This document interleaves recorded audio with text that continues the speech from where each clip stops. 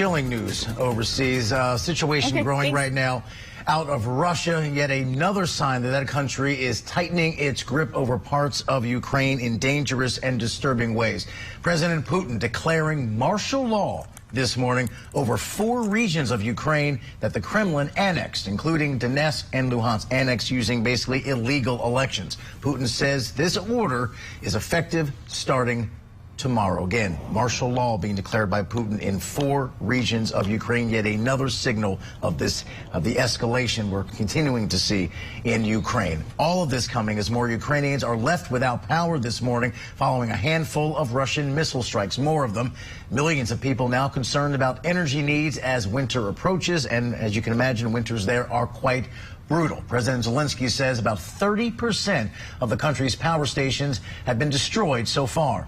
In Kherson, Russian officials are encouraging Ukrainian residents to evacuate as counter-offensive efforts only escalate.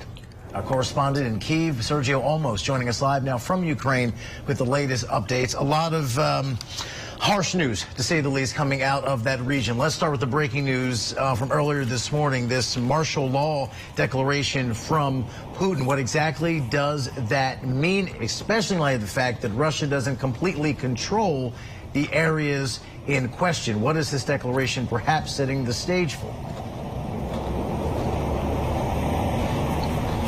So the most interesting part of it wasn't that the 4 annexed regions were declared now part of martial law, because they were already, in a state of martial law. Even Putin said that it was de facto martial law there already, and we'll talk about that in a second. But the most interesting takeaway was that 6 Russian bordering regions would also now incur some restrictions, limitations there. The economy would be mobilized for war, they said. There would be limits on travel in and out. You have to get special permits, and that's the most interesting part, that now 6 bordering Russian regions and Crimea would now face some limitations of their own.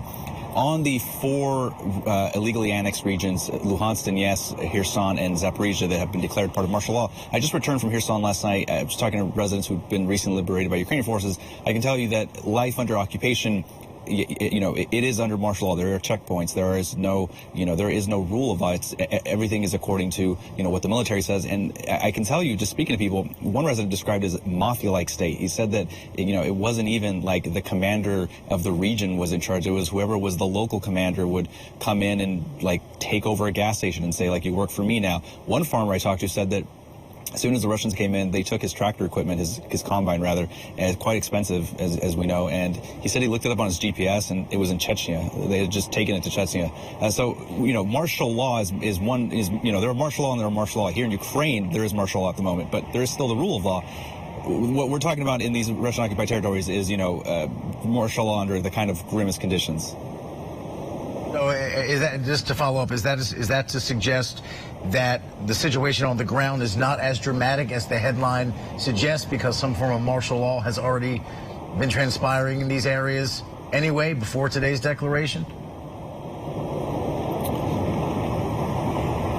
No, I think it sets the stage for a number of moves to come, especially what we see with what we talked about, those 6 bordering Russian regions now are also being affected.